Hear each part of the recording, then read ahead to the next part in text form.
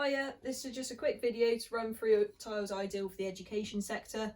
Ideally you want to be looking for a Class C sound absorption rating as a minimum. For sort of lower budget, entry level, fine fissured type tiles are your best bet.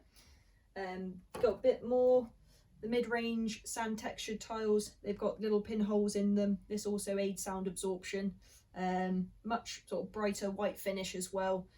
So these are really popular for the education sector. Finally, got the soft fibre tiles. These actually achieve Class A sound absorption rating. Again, in the similar price bracket to the sand textured tiles.